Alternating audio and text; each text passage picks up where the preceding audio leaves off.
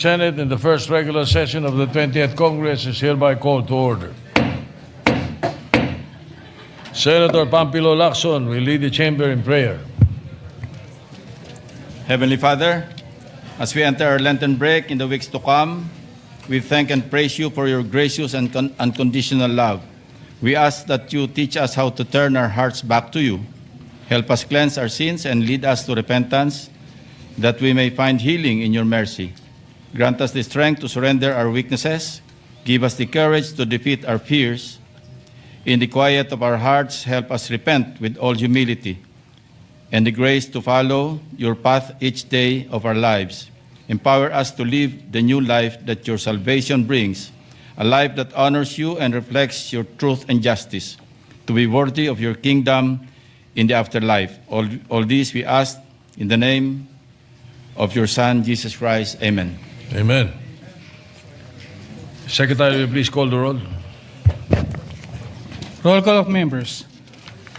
Honorable Senator Aquino, Senator Cayetano Alan, Senator Cayetano Pia, Senator De La Rosa, Senator Ejercito, Senator Escudero, Senator Estrada, Senator Gatchalian, Senator Go, Senator Hontiveros, Senator Lacson, Senator Lapid, Senator Ligarda, Senator Marcoleta, Senator Marcos, Senator Padilla, Senator Pangilinan, Senator Tulfo Erwin, Senator Tulfo Rafi, Senator Villanueva, Senator Villar Camil, Senator Villar Mark, Senator Subiri.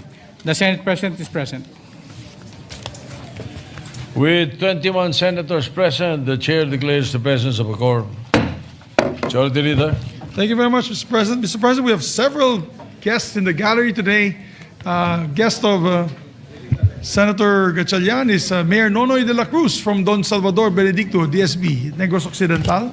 Is here with us. A good friend of mine. Also, guest of Senator Lapid, Benguet Mayors. Atok Benguet Mayor Franklin Smith. Itogon Mayor Bernard Waclin. Bagyas Mayor Julius Amos are here with us today. We also have guests of Senator Camille Villar, local officials from Kalayaan, Laguna, led by Mayor Sandy Laganapan. We have also guests of Senator Alan Cayetano, Council of Manila, City Councilors, Councilor Darwin Awisia, Councilor Jesus Targa Fajardo, Councilor Bobby Espiritu.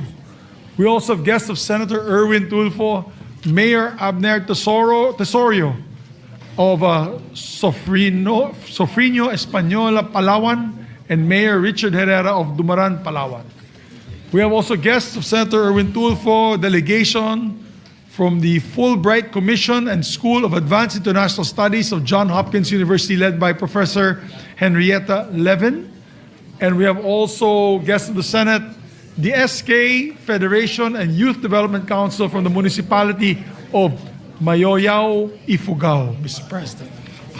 All here visiting us, the Senate. And also We welcome. And also Yes. the very good, hardworking, good-looking son of Senator Amy Marcos, the Vice Governor of Ilocos Norte, is here with us. Yes, so we welcome all our guests to the Senate this afternoon. Thank you for joining us.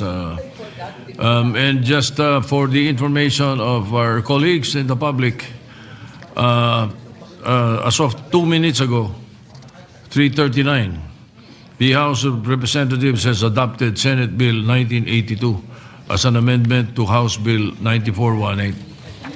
Which bill was that, Mr. President? That's the The excise tax. That Okay. forgoes the BICAM. Thank you, Mr. President. Automatically enrolled copy will be sent to the President. All right, Majority Leader. Mr. President, today is Wednesday. It is the last day. I'd like to give priority to our colleagues who want to deliver privileged speeches and avail of the privilege hour, Mr. President, with the permission of the body. May we recognize a distinguished colleague, no other than Senator Mark Villar. Yes, I cannot wait to listen to the first privilege speech of Senator Mark Villar in the for this 20th Congress. For this Congress. In the 20th Congress, yes. And he's delivering on the last day. So go ahead. Yes, sir. Senator Mark Villar is recognized. Mr. President, I rise on a matter of personal and collective privilege to raise a public health issue that has permeated to the Philippines for a long time. Rabies. And we have a video that we'd like. Immediate medical attention as she regrettably kept the accident to herself. Mr. President, in her last days, Jamaica was able to document her heartbreaking condition as she was trying to be brave throughout the whole ordeal. Mr. President, rabies virtually has a 100% fatality rate once symptoms appear. An average of 300 to 400 Filipinos die of rabies each year, while around 4 million annual bite cases are recorded annually. These numbers place the Philippines sixth among the countries with the highest incident of rabies. Mr. President, isa po si Jamaica sa libo-libong kabataan na naging biktima ng rabies. Isa siya sa mga 300 to 400 na Pilipinong namamatay taon-taon mula sa infection na ito. Mr. President, Jamaica is not just a statistic. She is a representation of an important public health issue. Sa katauhan ng batang si Jamaica, makikita po natin ang kahalagahan ng pagkakaroon ng accessible at sapat na tulong medikal para sa mga viral infection tulad ng rabies. This March, as we observe Rabies Awareness Month, I hope to be a voice for this cause because behind campaigns like this is a haunting and silent reality for families like that of Jamaicans who suffered from the grim impact of this viral disease. Awareness alone is not enough. We must pursue concrete and sustained solutions to completely prevent rabies. The Animal Bite Treatment Center at San Lazaro Hospital, the National Referral Hospital for Infectious Diseases and Tropical Medicine in the Philippines, and the same hospital where doctors desperately try to save Jamaica, has seen a daily increase in consultations from 800 per day to 3,000, putting significant strain on the workforce and vaccine supplies. For the last 5 years, we saw a continuous rise of rabies-related deaths. From 235 cases in 2020, this ballooned to around 300 last year. In 2025, about 95% of these cases involve animals that are either unvaccinated or have an unknown vaccination status. With recent reports from DOH reflected a 65 while recent reports from the DOH reflected a 65% decrease in rabies cases from January to February 2026 compared to the same period last year, we should not be complacent. While this is a promising indicator of progress, we should complement it with decisive and tangible response. In 2025, the President directed several national and local government hospitals as well as health centers to provide free anti-rabies and anti-bite vaccinations. PhilHealth has also increased its animal bite treatment package to 5,850 pesos from the previous 3,000 pesos to cover essential post-exposure prophylaxis. This package includes rabies vaccine, rabies immune globulin for immediate protection, local wound care, tetanus toxoid and anti-tetanus serum, antibiotics, and necessary medical supplies such as syringes, alcohol, and antiseptics. Mr. President, I would also like to take this privileged hour to reiterate bills that I have filed in Congress that seek to address the interrelated issues and challenges we face concerning animals. We must merge the current governmental efforts with legislative actions that institutionalize our campaign against rabies and a holistic approach towards animal care in general. First, Senate Bill number 255, or the Animal Medical Center Act. If we are truly to promote animal welfare and prevent viral diseases such as rabies, we must ensure greater access to affordable veterinary services. Currently, veterinary clinics remain scarce and are often privately owned, making them inaccessible and unaffordable to many Filipinos. As such, this bill addresses the challenge of limited access to quality veterinary healthcare services across various regions of the country by establishing veterinary clinics in every city or municipality. This would ensure that farmers, pet owners, and communities have reliable access to veterinary healthcare services. Second, we have Senate Bill number 591, or the act promoting the adoption of stray and impounded animals by providing incentives. Mr. President, there are 13.11 million stray cats and dogs in our country. Many of these animals are potential carriers of rabies and other diseases that may pose serious risks to human health. These animals are also those who are struggling to survive on the streets, with hundreds of them being euthanized monthly due to lack of space and resources. As such, this bill aims to encourage the adoption of stray and impounded animals through incentives. On a personal note, We have adopted animals from the Potion Project. And we continue to take care of a lot of these stray animals in our own home. Yung iba nasagasaan ng kotse, yung iba ay nabandon ng mga owners. So that's that's one of the things that we enjoy doing, is adopting stray animals, dogs in particular. Many Filipinos consider their pets as members of their family. Some even proudly call themselves fur parents, celebrating their pet's birthday, caring for them with love, and mourning their loss, as they would any loved one. However, not all these animals experience this kind of compassion. While some live comfortably and receive proper care, others endure cruelty, neglect, abandonment. And that's why, Mr. President, we call for reinforced laws and stricter enforcement to elevate our standards for animal welfare. Mr. President, these proposed measures, together with the current efforts of the government, may provide a holistic approach towards addressing the issue of animal welfare and animal-related diseases such as rabies. Yes, rabies has a 100% fatality rate, but it is also 100% preventable. Vaccinating our pets remains our first line of defense, and it is the responsibility of the government to ensure that these are accessible, affordable, and available to every community. At the same time, pet owners share this responsibility by ensuring that their animals are properly vaccinated. In cases of exposure, immediate medical treatment after a bite or scratch can mean the difference between life or death. Preventing rabies, therefore, is not only a matter of policy. It is a shared responsibility between the government, communities, and every pet owner committed to both human and animal lives. In fact, as part of our continuing efforts to combat the spread of rabies, there will be a spay and neuter event spearheaded by the Philippine Veterinary Medical Association in partnership with the Provincial, City, and Municipal Veterinarians League of the Philippines on March 19, 2026. This is a simultaneous nationwide activity to be participated in by at least 19 localities, including a primary event at the Provincial Veterinary Office in Malolos, Bulacan. This event will be held in line with the Rabies Awareness Month and aims to highlight the vital role of animal welfare, responsible pet ownership, and mass spay and neuter initiatives in the effective control and eventual eradication of rabies. Mr. President, our dear colleagues, ilang kabataan na tulad ni Jamaica pa ang babawian ng buhay dahil walang sapat na access sa agarang lunas, praktikal na kaalaman at serbisyong veterinaryo. Kung ang asong nakakagat kay Jamaica ay nabakunahan lamang, marahil ay buhay po siya ngayon. It is high time that we translate our shared commitment into concrete action, measures that will strengthen animal welfare, enhance public health protection, and ultimately prevent the loss of both human and animal lives. This is a step closer to better communal responsibility and in advancing universal humanity. By adopting conclusive policies coupled with consistent implementation, we hope to set an example to the future generations on responsible and compassionate pet ownership and purposeful, decisive governmental action reflecting a society that is pragmatic but inclusive and empathetic, even to our animal friends and family members. Thank you, Mr. President.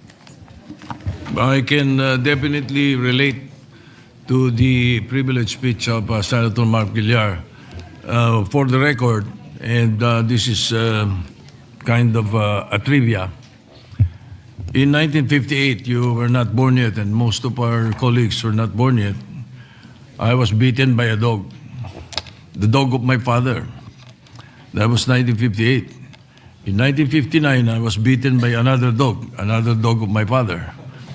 And during those days, there were no anti-rabies, only for people, no, not for the dogs yet.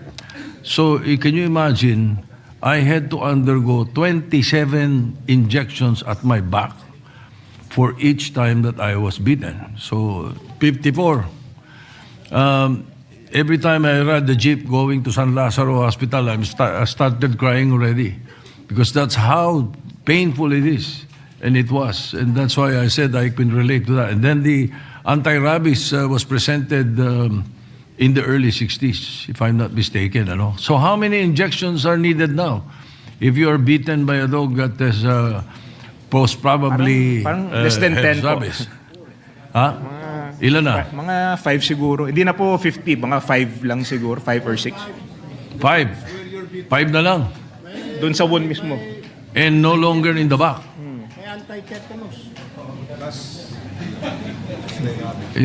Now you know why I don't have dogs for pets. Anyway, Thank you. my favorite pet is a horse. Anyway, so Senator Mr. Villanueva, President. you recognize. Mr. President, I was going to let you go ahead, but I think my intervention is very aligned with the Senate President. So with the permission so, of Senator Joel. With the permission, go ahead, Senator Pia Yeah. Cayetano. Mr. President, I cannot top your story with being injected that many times. But I can top your story in terms of the number of people that had to also get the anti-rabies shot. When I was defending the anti-rabies bill here in the halls of the Senate in the 13th Congress, I don't know, circa 2004 to 2010, somewhere there, maybe 2008, 2009. I was the chairman of the Committee on Health, and I had in my office the WHO representatives, the Veterinarians Association, the DA, because sa kanila ka-under yon, defending the bill on the floor. That's why they were there. I was waiting for my turn. And then I got a call that my daughter was bitten by a dog. So my brother had to rush her, and the problem that we still have now, even though ang first dose is day 0, second dose is day 7, then you will receive a single dose of a booster shot. There's also a 3-dose schedule. So hindi na kasing dami. Pero syempre, it's still very traumatic. And the problem is, it's not easily available in a health center because I think it's packaged in a bulk. So thankfully, we live in Alabang. Katabi namin yung RITM. Kaya mahal na mahal ko yung RITM na yan. Meron sila doon, pero you cannot go to an average clinic and get a vaccination. Anyway, that's not even the end of my story. Then nag-break, umuwi sa probinsya yung chief of staff ko na nandun, tinatrabaho yung biofuel bill natin. Pagdating niya doon, silang dalawa ng anak niya, nakagat din ng aso. So habang nasa probinsya siya, nag-i-injection din sila. So matindi ho talaga yung anti-rabies issue na yan, and we still have a long way to go. And at that time that I defended it, everybody was saying, ano ba naman yung bill na yan, rabies? That's not a big deal. Tapos may namatay na hapon. Kasi pagpunta niya galing siya dito, pag uwi niya ng Japan, hindi nila ma-figure out kung ano yung problema niya. Kasi wala nang rabies doon. At that time, we are only one of 5 countries that still has rabies. Baka ngayon, one of one na lang tayo. Sana pa wala na rin. I just wanted to share that, Mr. President. Thank you. And again, Senator Mark Villar, thank you very much for your privileged speech. Senator Joel Villanueva was recognized. Thank you, Mr. President. Mr. President, as mentioned by Senator Pia, we cannot top your story about being beaten twice. I wonder, Mr. President, how your mom reacted to your dad having beaten twice and experiencing that much of injections, Mr. President. But anyway, Mr. President, if we can ask some questions, just 1 or 2 questions to the distinguished gentleman from Las Piñas, Senator Villar. This representation would like to state for the record that we are in full support of his been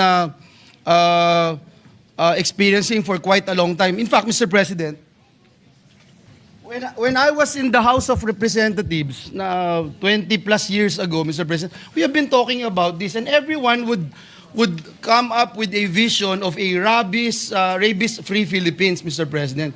And since then, there had been like 3 or 4 administrations, Mr. President.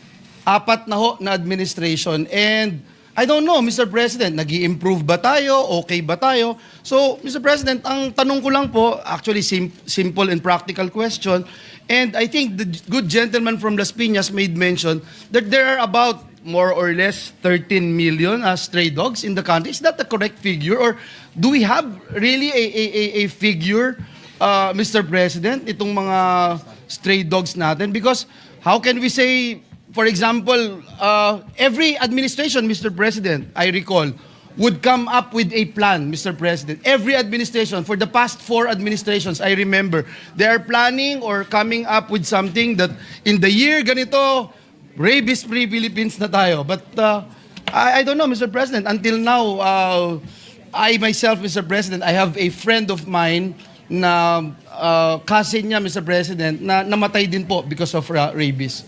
So, may I ask that question to our distinguished colleague, Mr. President? To answer, thank you, Mr. President. To answer your question first is the numbers were given to us by the Bureau of Animal Industries of the Department of Agriculture. So those are their numbers. And at The same, number is 13. yes, would be 13 yes, million. yes.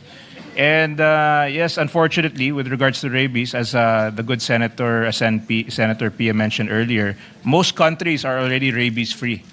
We have not yet achieved that in the Philippines. In fact, if there's a visitor who comes here, hindi pa nila alam yung rabies dahil wala na talaga sa vocabulary nila yung rabies.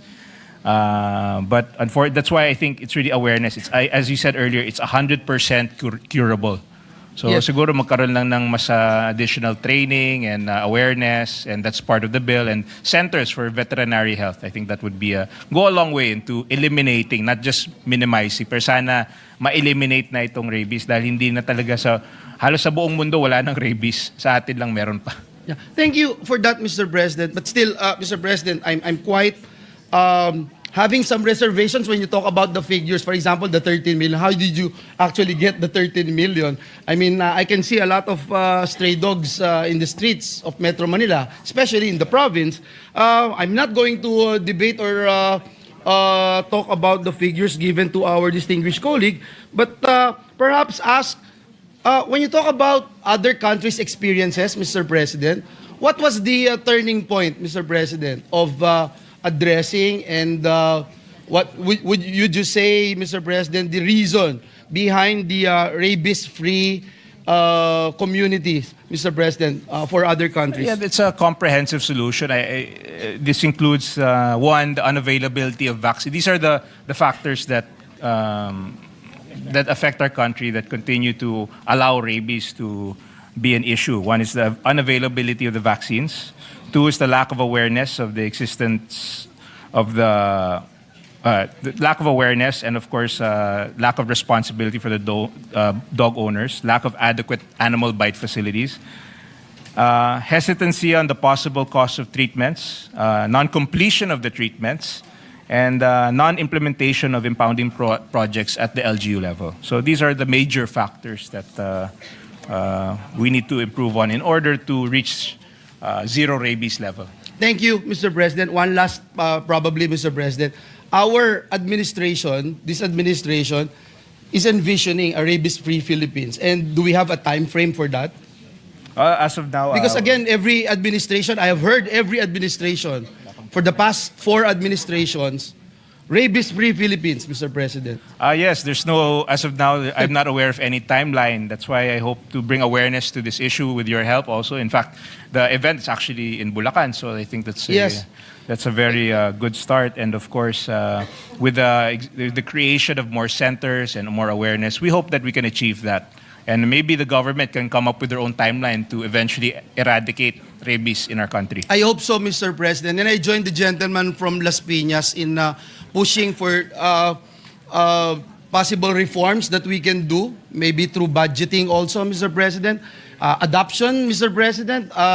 Believe it or not, we have adopted several puppies before, even yung mga matatanda na po na walang gustong kumuha.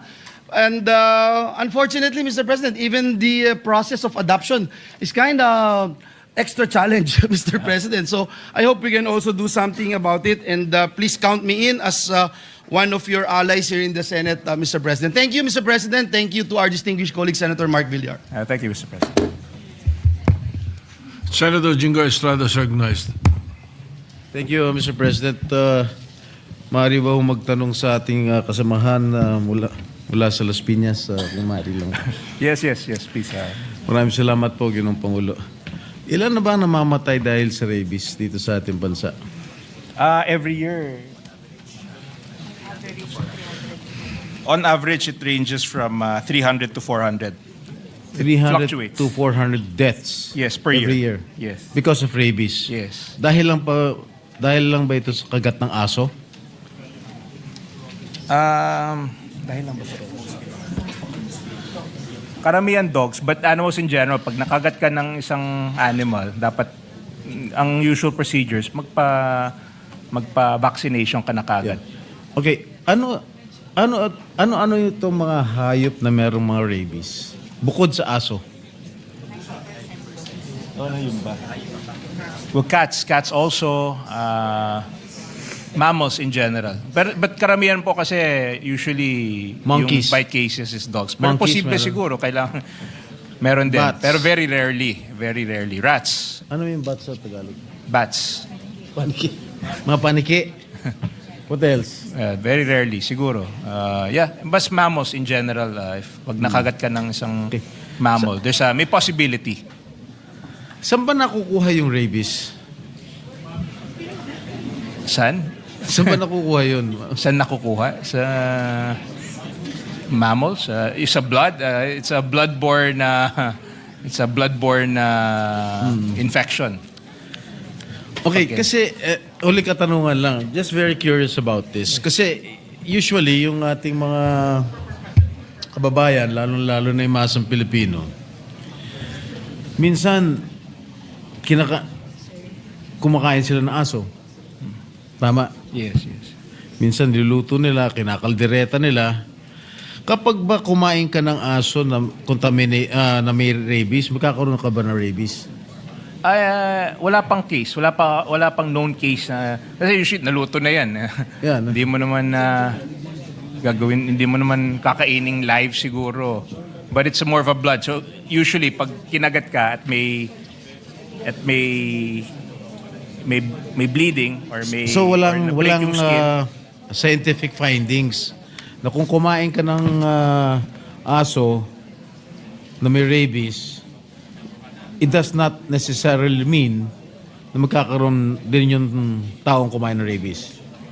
siguro na magkakaroon ng rabies. siguro pag raw, pag kinain mo ng raw, Hindi, wala naman siguro kakain. wala naman siguro. Wala naman siguro kakain ng hilaw na aso. Wag naman Unless kumain yung mga ng hilaw na primitives. aso. Pero kung luto naman yung ayoko naman Meron- meron na ba? I'm against dog hindi ako sangayon sa Meron bang naitala ang Bureau of Animal Industry na meron kumakain sa mga Pilipino na hilaw na aso? wala naman sir. Wala naman Mr. President na walang cases na wala lang akong data pero wala naman sigurong cases na yung mga taong kumakain ng raw na aso. Ano ba yung asong mahilig kumagat? Babae o lalaki? Wala po tayong statistics kung anong mas sorry Mr. President, we have no statistics but we can look for This was just a phone-in question. Anyway, maraming salamat po, Ginoong Pon. Thank you very much. Thank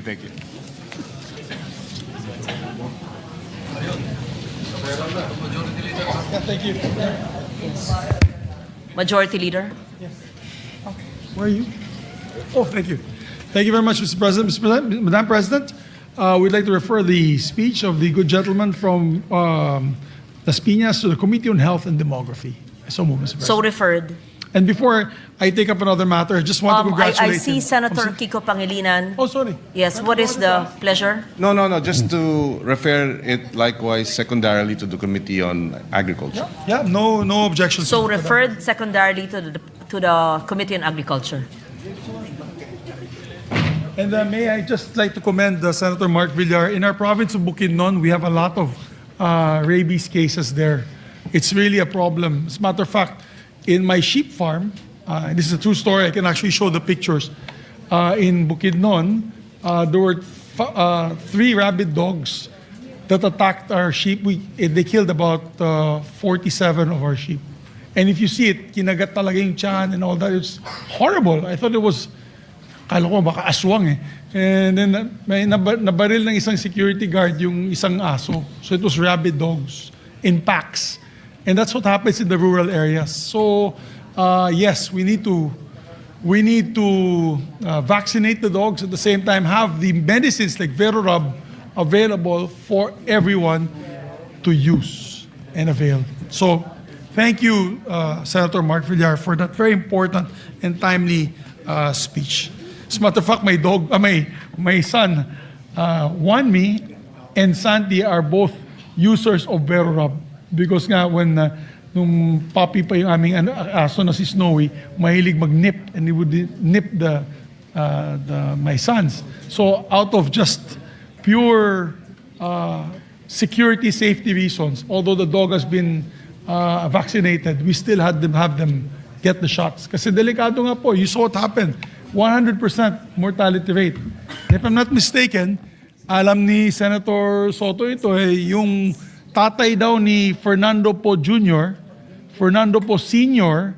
had actually died from rabies as well. Dahil pinalik niya yung sugat niya sa aso. And this is a true story. It's actually, you can Google it. And he died because of rabies. So, yes, this is a very, very dangerous disease, Madam President. So I thank Senator Villar for putting it back in our consciousness. If our good presiding officer is ready to give the speech, if not, can I allow Senator Pia Cayetano first to deliver her privileged speech, and then we can recognize the good lady. Yes, I'm no longer delivering a privileged speech. So please proceed with the agenda. Yes. Okay, thank you. Madam President, may we recognize our distinguished colleague from Taguig and Pateros to also avail of the privilege hour. May we recognize Senator Pia Cayetano. We recognize Senator Pia Cayetano. Thank you, Mr. President. Madam President, I rise on a matter of personal and collective privilege. This coming Sunday is not just my birthday, it is World Water Day. So every year I have to stand up and celebrate World Water Day, which is more important than my birthday. This is a day dedicated to the importance of fresh water and advocating for sustainable management of freshwater resources. This year's UNESCO theme is very close to my heart. It is water and gender. Where water flows, equality grows. This raises global awareness of fresh water and sanitation challenges. The theme reaffirms that access to safe drinking water and sanitation are fundamental rights and critical enablers of gender equality, directly contributing to sustainable development goals, particularly SDG 5 on gender equality and SDG 6 on clean water and sanitation. Access to safe, affordable, and reliable water is a basic human right and the foundation of health, education, livelihood, and climate resilience. Yet around the world, women and girls still spend hours every day collecting water. This means time taken from them that should have been spent in school, at work, or caring for themselves. The observance also marks the launch of the United Nations World Water Development Report 2025, which calls for transformative action on a water crisis that continues to disproportionately burden women and girls. Key highlights of the report include: only 71% of the global population has access to safely managed drinking water, leaving 2.2 billion people without reliable access.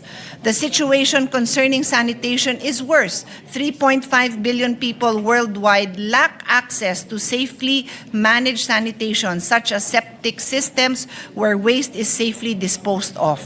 Women and girls are disproportionately affected in rural and mountain areas. In the Philippines, we are a water-rich archipelago, but being water-rich does not automatically mean we are water-secure. A 2026 Philippine Institute for Development Studies report highlight that while national access to safe water has reached about 87.7%, 12.4 million Filipinos still lack reliable and safely managed water. The report also stated that fewer than half of the Filipino household have piped water connections at home, while over 300 municipalities are still classified as waterless, with more than half of the residents lacking reliable supply. They often rely on distant shared sources like public wells or springs. Across 532 water districts, annual demand now exceeds effective supply by an average of 3.6 million cubic meters. This is a structural deficit that threatens both public health and economic growth. Behind these numbers are women and girls. In many rural and marginalized communities, it is still the mother, the daughter, the lola who walks farthest, waits the longest to fetch water, and often the last to drink when supplies run low.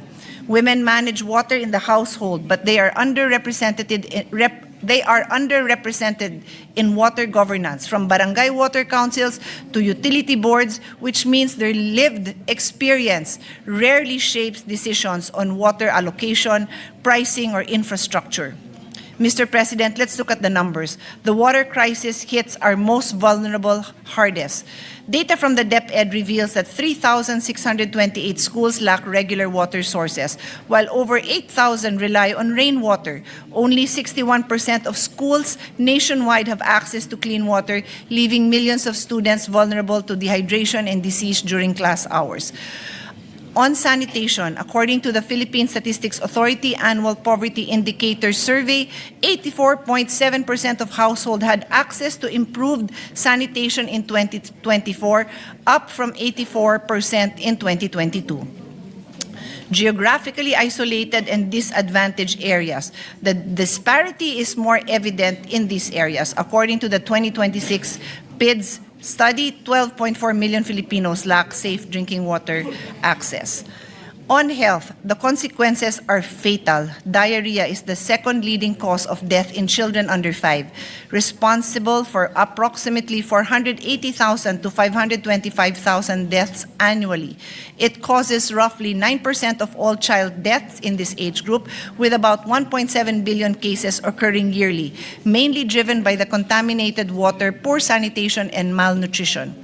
And on women, finally, we look at the burden on women. In 2025, the UNICEF and WHO reported 1 in 4 globally lack safe water, with women and girls fetching it in 7 out of 10 households without on-premise supply, spending 200 million hours daily worldwide. And in Philippine rural areas, women travel 2 to 3 hours daily to river or springs during scarcity, risking assault and foregoing education or work. Our recommendations. Ladies and gentlemen, we are now facing an energy and a fuel crisis because of the ongoing conflict. But let us not wait for a water crisis. The time to act is now. The time to prepare for a situation which will draw out all our resources, which will require us to act swiftly, can be navigated if we plan carefully. There are many things we can do, Mr. President. In the 20th Congress, I filed Senate Bill number 348, also known as the Water Sustainability Act. This bill establishes the Philippine Water Sustainability Framework, which shall be used by the relevant agencies to ensure that Filipinos will always have safe and clean sources of water and guarantee the availability of these resources for future generations through responsible and sustainable management. I would also like to highlight the Philippine Institute for Development Studies' proposal to create 3 separate bodies to regulate water to help address weak enforcement powers and regulatory overlaps. PIDS backs the creation of the Department of Water Resources for Water Resource Planning and Policy, the Water Resources Allocation Office for Water Rights Allocation and Adjudication, and the Water Regulatory Commission for Economic Regulation of Water Utilities. This separation reflects international best practices where policy making, resource allocation, and economic regulations are handled by separate institutions, according to PIDS. We also recommend the launch of a national water literacy and hygiene program campaign targeting schools and workplaces to institutionalize water management and sanitation as a universal civic duty, while specifically debunking the myth of water labor as a female-only task by encouraging men and boys to share the domestic burden of water collection.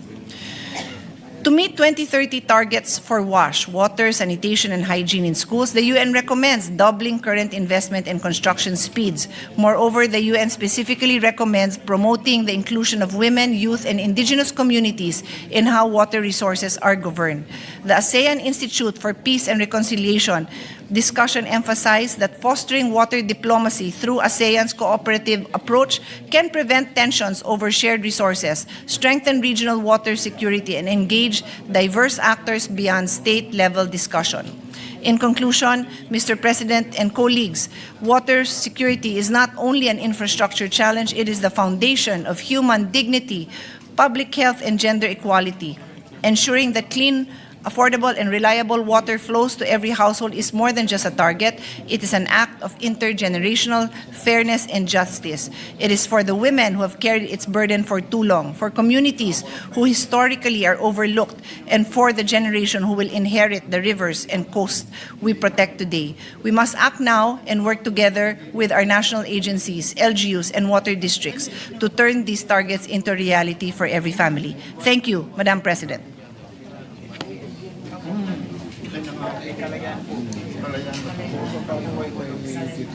you very much, Senator Pia Cayetano. I would like to associate myself with the views on water and sustainability by the good Senator, Chairman of the SDG Committee, and wish her an advance happy birthday on World Water Day. I hope she's listening so she can hear the early birthday greetings.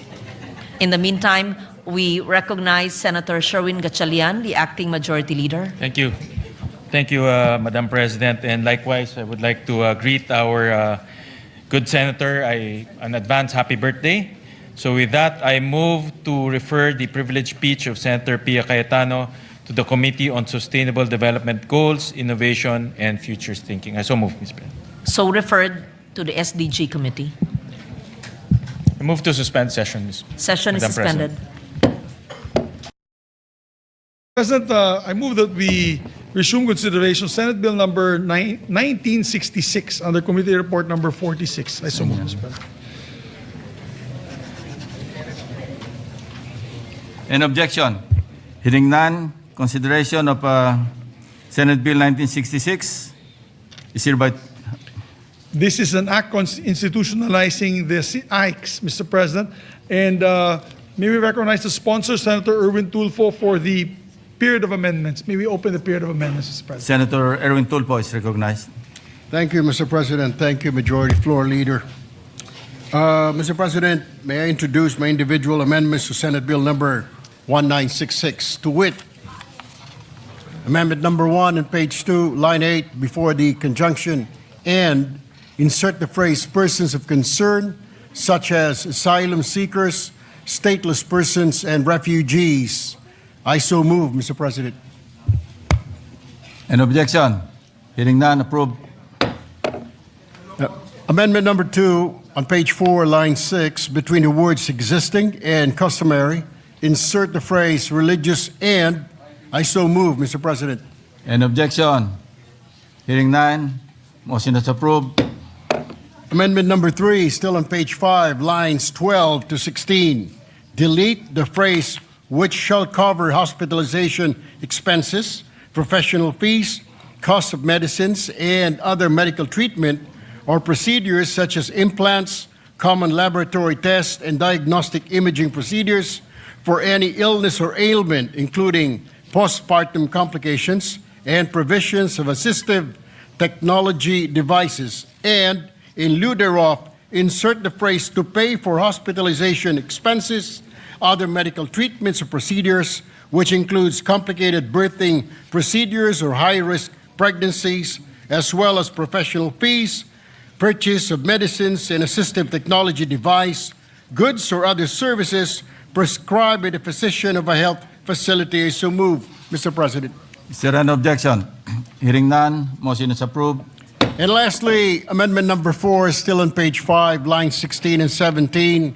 Delete the sentence, a qualified beneficiary may be given assistance based on a hospital bill only once.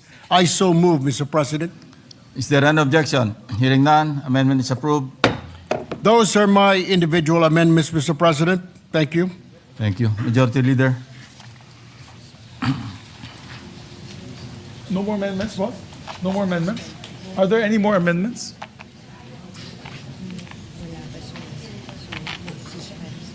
Mr. Majority Floor Leader, may we just suspend, because I believe Senator Lauren Legarda will have a few amendments on this assistance for individual in crisis. If she's ready, if the good lady senator is ready, we can already take it up now as individual amendments, Mr. President. Senator Lauren Legarda is recognized to introduce her amendments.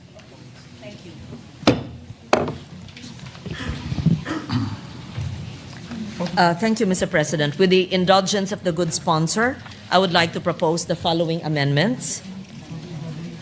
One, on clarifying that medical assistance under AIX is supplemental or augmentative, assuming that is the correct nomenclature to existing health assistance mechanisms.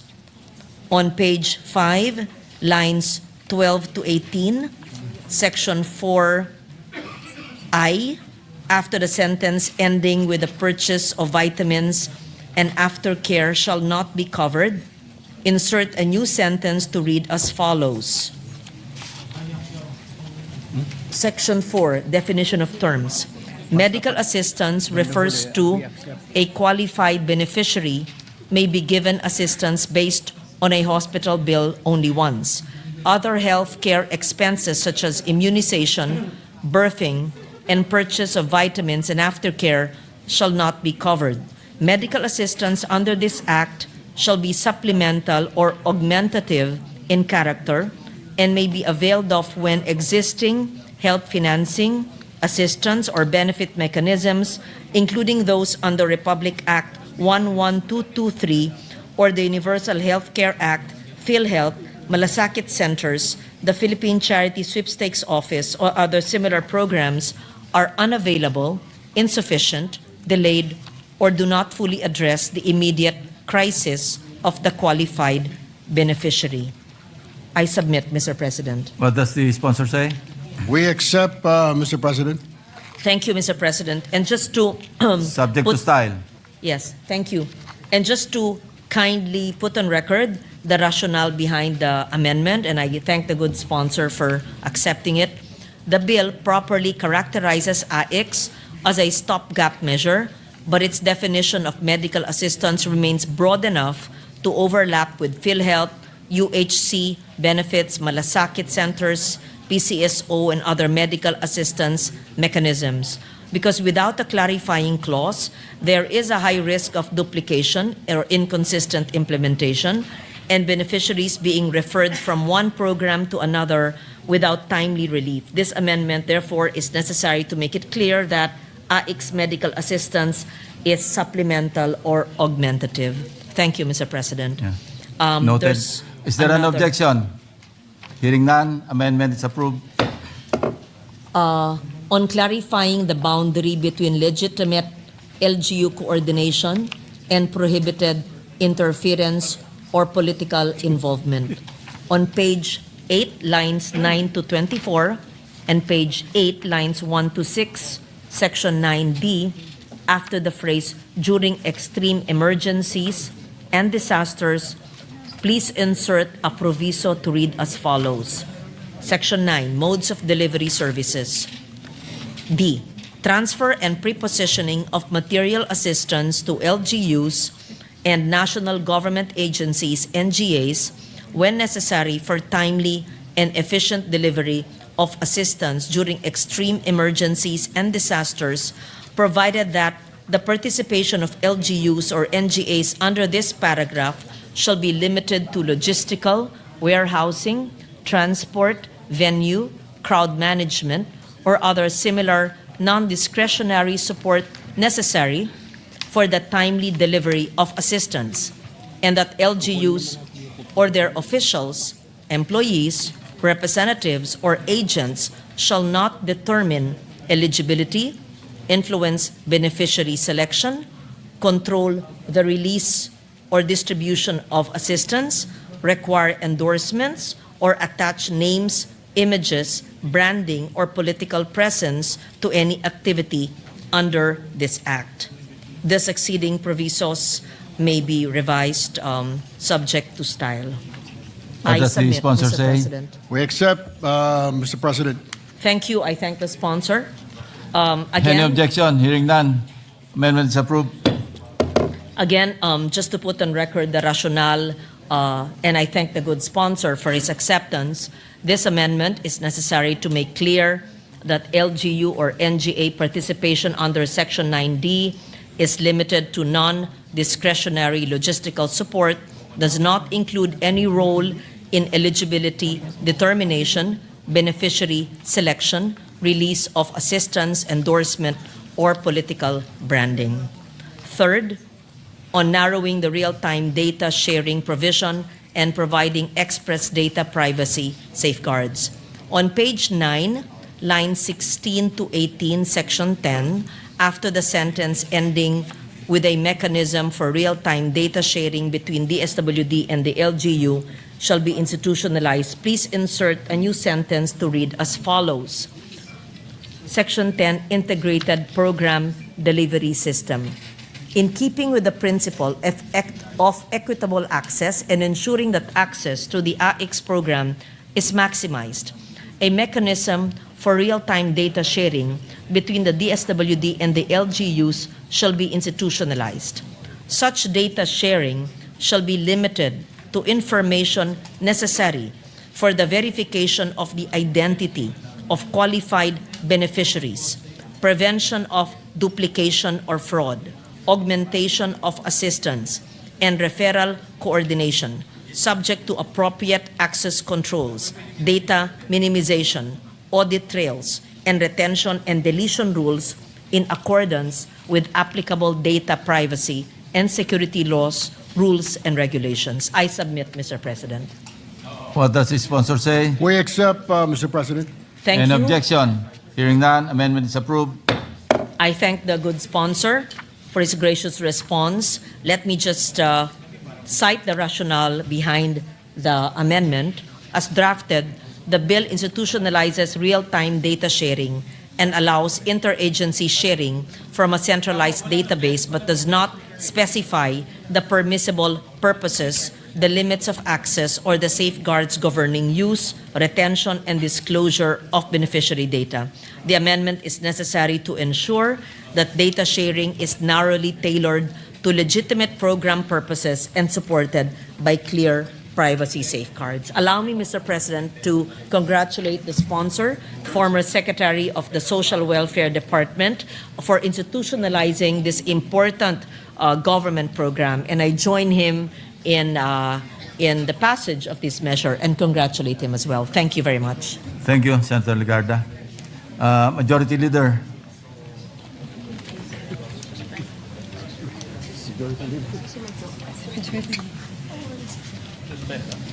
Suspend.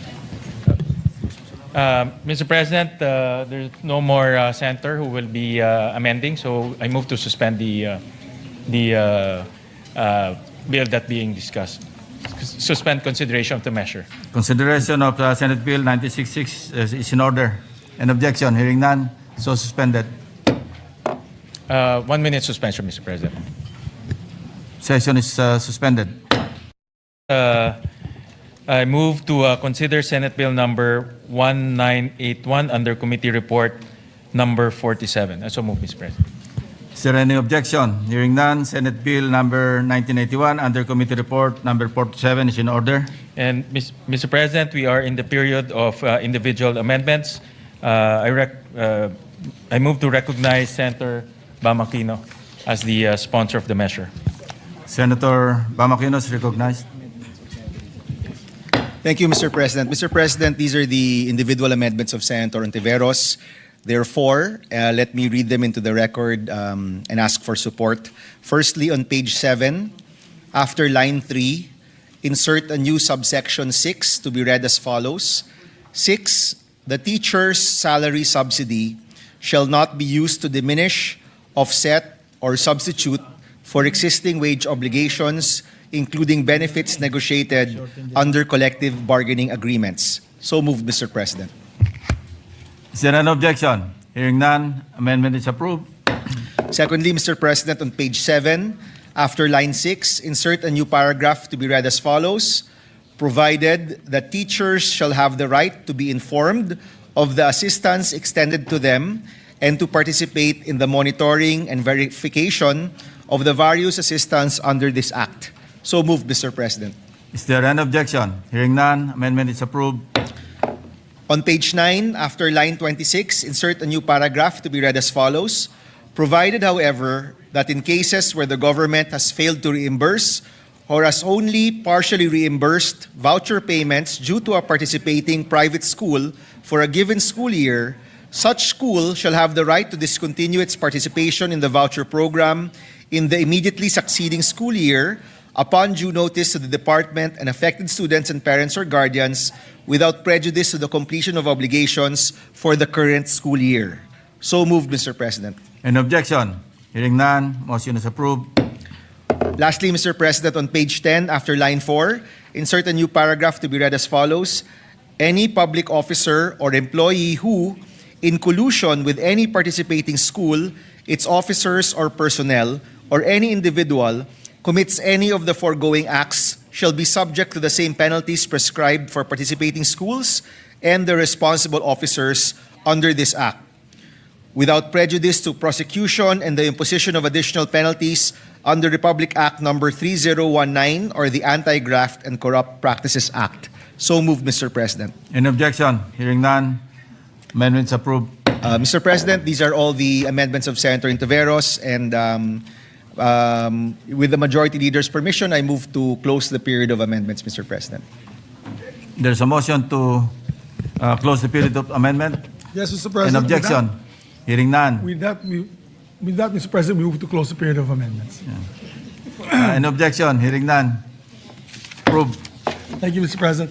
Mr. President, there being no other members not close. So we move to approve on second reading Senate Bill number 1981 under Committee Report number 47, Mr. President. So Is moved. there an objection? Hearing none. Senate Bill 1981 under Committee Report number 47 is approved on second reading.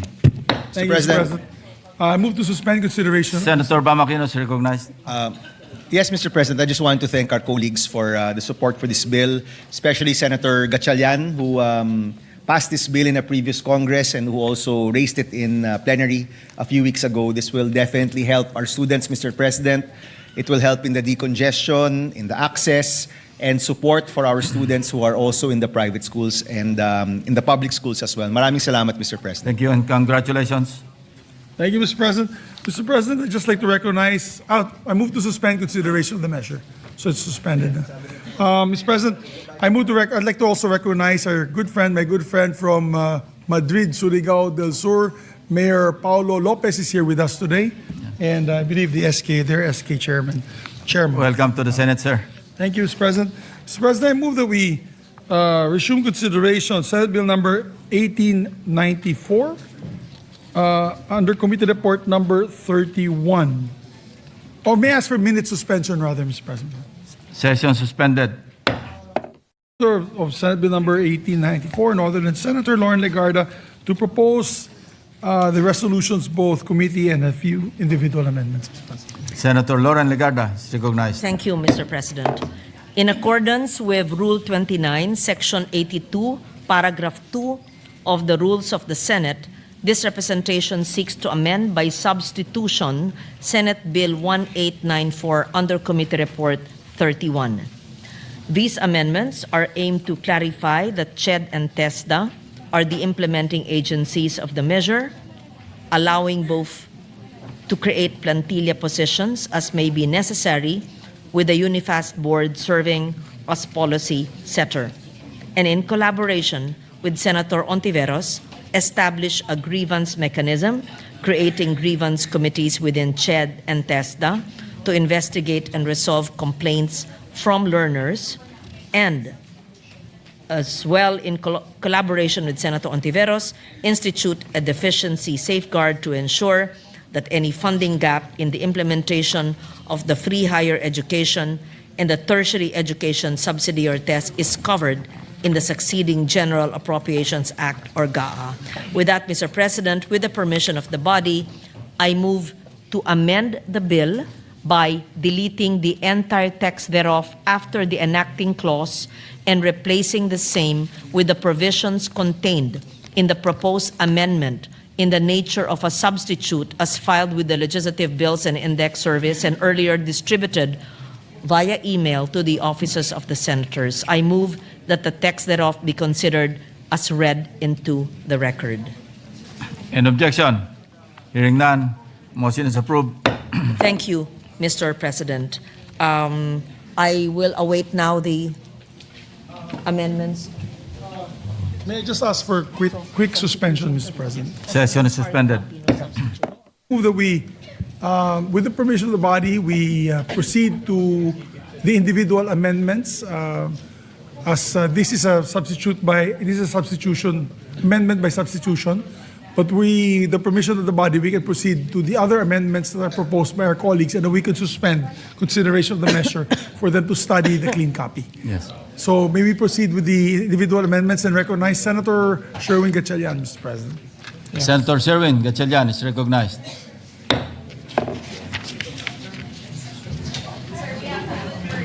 Yes. There are no objections earlier, Mr. President, on the amendments by substitution. For the record, you can bang the gavel, Mr. President, that there's no objections to the Yes, amendments. by and for the substitution. record, Mr. President, this was filed with the Bills and Index. It was emailed to our colleagues in due time, and we accept this already incorporated the Ontiveros amendments in the bill by substitution, and now using the bill as in substituted bill as the working draft, we will accept the Gatchalian amendments. Thank you, Mr. President. Is there an objection? Hearing none, motion is approved. Thank you, Mr. President. May we recognize Senator Gatchalian for his amendments. Thank you. Thank you, Mr. President.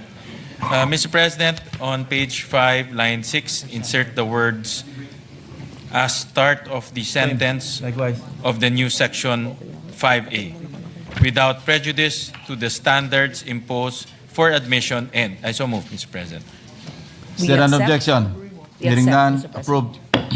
On page 6, line 14, after the word DSWD, insert the words pursuant to RA 11315 or the Community-Based Monitoring System Act. So moved, Mr. President. We accept, Mr. President. Is there an objection? Hearing none, approved.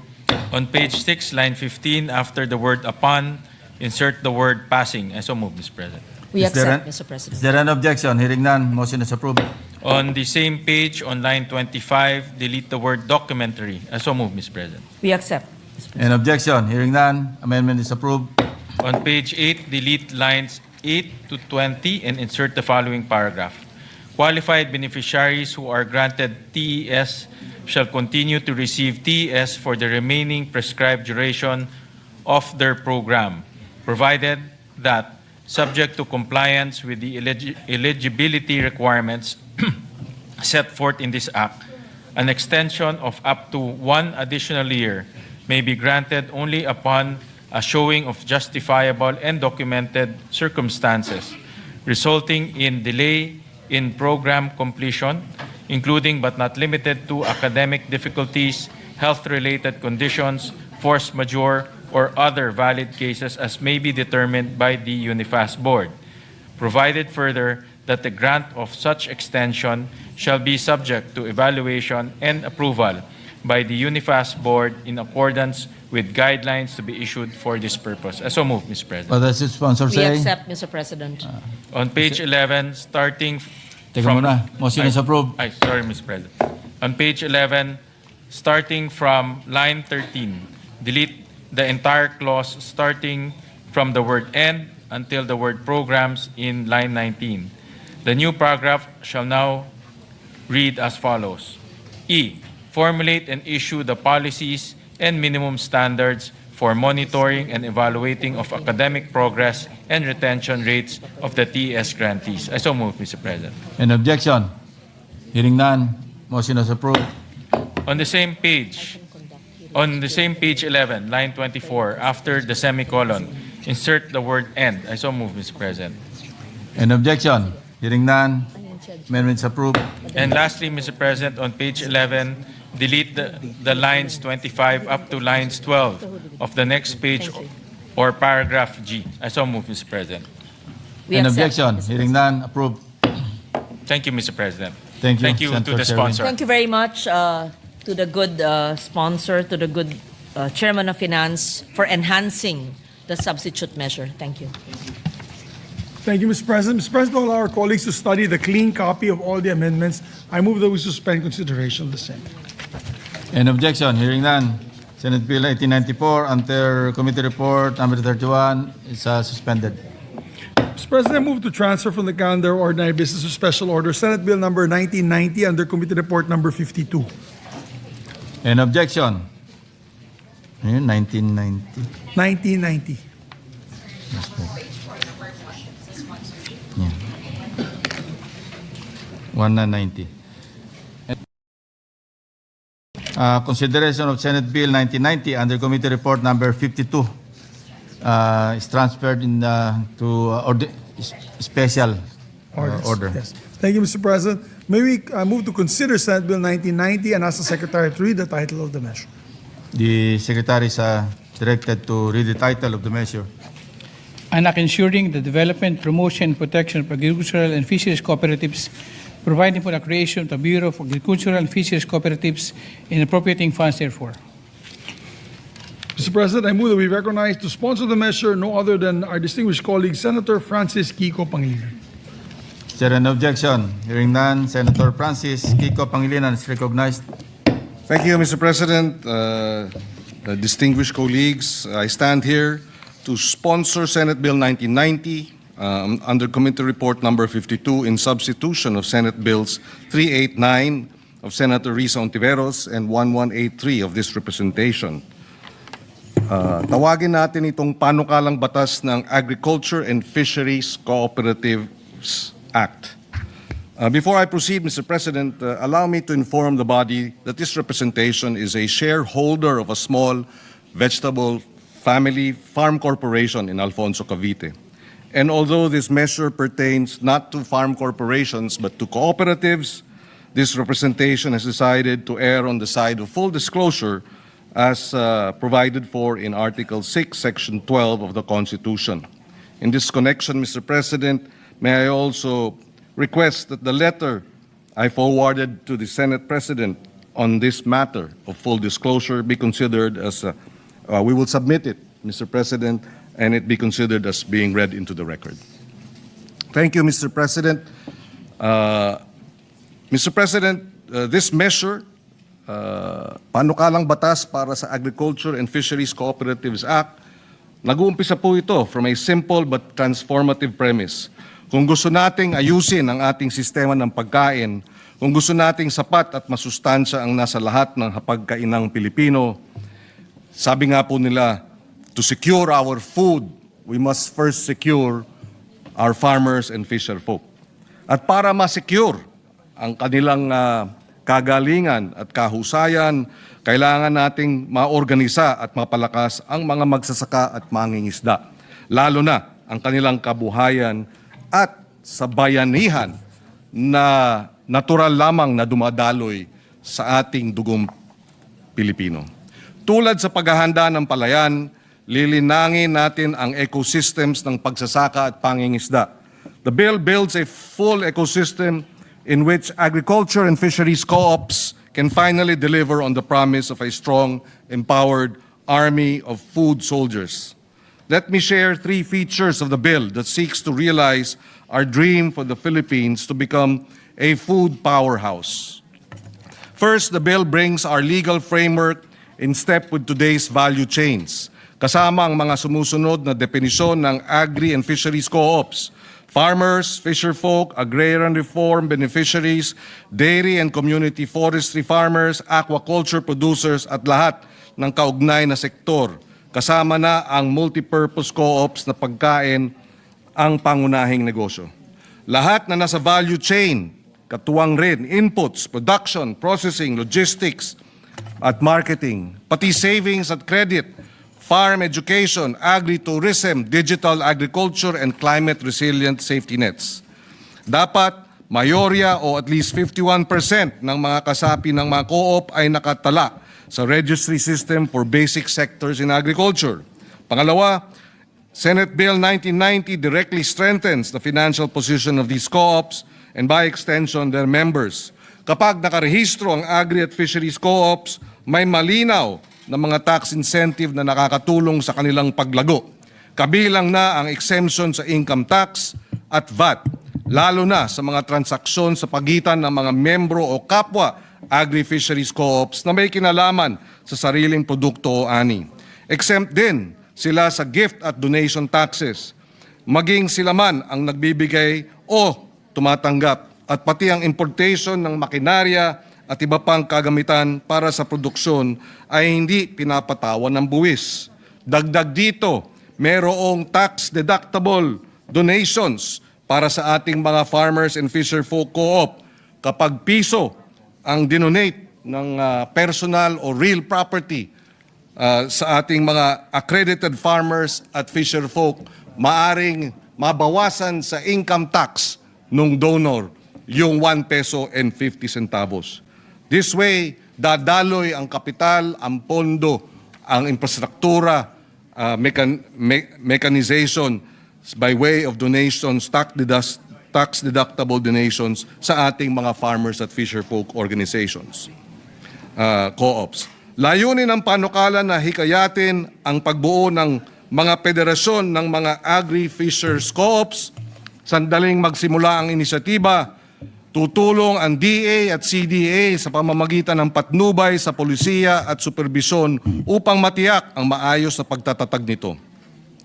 Tahasang sinama na rin natin sa panukala ang direktang pagbili ng pamalaan. Ito ang ating Sagip Saka Act. Dinagdag din natin, government banks and financial institutions must also extend preferential treatments to loans for agri and fisheries co-ops. Makikipag-ugnayan ang departamento sa Bangko Sentral ng Agrikultura sa Bangko Sentral para mas madali ang requirements ng pangungutang para sa kapital, post-harvest facilities at iba pa. Gusto nating na madali ang access to finance, to credit ng ating organized co-ops. Third, and crucially, the bill creates the mechanism to plan, monitor, and measure success, not in vague terms but in metrics. Senate Bill 1990 re-establishes a Bureau of Agriculture and Fisheries Co-ops under the Department of Agriculture. The Bureau will coordinate and implement agri-co-op programs, promote digital platforms, provide technical assistance, and set up local development hubs that can link 500 to 1,000 farmers and buyers and processors. Sa loob ng isang taon, dapat matapos na ng Bureau ang nationwide sustainability mapping. Ito namang mapping ang gagamitin para sa paggawa ng 10-year agri and fisheries co-op development at ng food security master plan. Ang pangunahing policy at planning body ay isang council that is chaired by the Secretary of Agriculture with the Cooperative Development Authority chairperson as vice chair of the council. And the council shall report to Congress every year. Mr. President, at its core, this measure is about putting structure and capital behind something we Filipinos have always had. Hindi lamang po sipag at tiyaga, diskarte at bayanihan. Sa isang banda, imbitasyon ito sa ating mga magsasaka at mangingisda na magbuklod-buklod bilang kooperatiba, at pangako rin ito ng Estado na bibigyang gantimpala ang ganitong pagbubuklod. Maikling kwento lang, Mr. President, nakilala ko ang San Nicolas Rice Farmers Association mula sa San Simon, Pampanga noong 2022. Isa silang Rice Farmers Association. Nung nakipag-usap tayo sa kanila, nung tayo'y nasa pribadong sektor, gumawa tayo ng paraan na makipag-ugnayan sila sa isang milling company na handang i-mill ang kanilang palay ng libre at sila na rin po ang magpapackage. Ngunit ang sagot sa akin nung asosasyon, bilhin na lang daw ang kanilang palay ng mas mataas ang presyo. Dahil daw, hindi naman daw nila kayang ibenta at hindi nila alam paano ibenta ang bigas. Kapag bigas sana ang ibebenta nila, doble na sana ang kita nila. Pero dahil nga walang kapasidad ang kanilang asosasyon, sila'y nananatiling kapos hanggang palay na lamang ang binibenta. Kung merong Bureau of Agriculture and Fisheries Cooperative na tututok sa kanilang kapasidad, hindi na sana ganun ang mangyayari sa ating mga magsasaka. We would also, Mr. President, sa isang banda, imbitasyon ito sa ating mga magsasaka at mangingisda na magbuklod-buklod bilang kooperatiba. At pangako rin ito ng Estado. Bibigyan nga sila, nagbanggit ko kanina, ng ganitong pagbubuklod. We would like to thank Senators Risa Ontiveros for filing a similar measure, for Senators Erwin and Rafi Tulfo, Bam Aquino, Senator J.V. Ejercito for their participation during the hearings, and to all senators who signed Committee Report number 52, and we seek their support for this immediate passage. In closing, Mr. President, together with the other measure which I will be sponsoring after this measure, Mr. President, we had sat down with President Marcos Jr. 2 weeks ago. We presented this measure as well as the succeeding measure that we are to sponsor, and requested that he certify this as urgent. At the proper time, Mr. President, and he has agreed in principle to do so. These two measures will hopefully address the gaps in the structure of agriculture and fisheries governance in the country, and therefore address the urgent need to fix what's broken in our agriculture and fisheries sector. Maraming salamat at we again urge our colleagues for swift passage of this measure. Thank you. Thank you, Senator Kiko, Majority Leader. Thank you very much, Mr. President. Mr. President, for the record, also Senator Legarda would like to insert her co-sponsorship speech for the record, for this measure. Yeah, an objection, hearing none, approved. Mr. President, I move to suspend consideration of the same to allow our colleagues to study the measure. Consideration of Senate Bill 1990 under Committee Report number 52 is hereby suspended. Mr. President, I move to transfer from the calendar of ordinary business to special order Senate Bill number 1991 under Committee Report number 53. I so move, Mr. President. Any objection? Hearing none, so transferred. Mr. President, I move that we take up Senate Bill number 1991 and ask the Secretary to read the title of the measure. Secretary is hereby directed to read the title of the measure. An act strengthening the national agriculture and fisheries extension system to accelerate agricultural and fisheries development, creating the Bureau of Agricultural Extension and appropriating funds therefore. Mr. President, may we recognize the sponsor, once again, Senator Francis Kiko Pangilinan, to sponsor the measure. Any objection? Hearing none, Senator Francis Kiko Pangilinan is recognized. Thank you, Mr. President, distinguished colleagues. I stand here to sponsor Senate Bill 1991 under Committee Report number 53 in substitution of this representation, Senate Bill 1182. Mr. President, may maikling kwento lang tungkol sa panukalang batas na ito at committee report. Nung ako po ay bumaba sa pwesto noong 2022, ay naging full-time po ako sa aming farm corporation sa Alfonso, Cavite. Sinubukan ko pong i-organisa ang tinatawag na Alfonso Farmers Cluster Group, 300 farmers, vegetable and fruit farmers sa Alfonso, Cavite. Every week, for about 1 year, Mr. President, nagpupulong kami, pinupuntahan ko sila sa kanilang mga sakahan, sa kanilang mga bukid.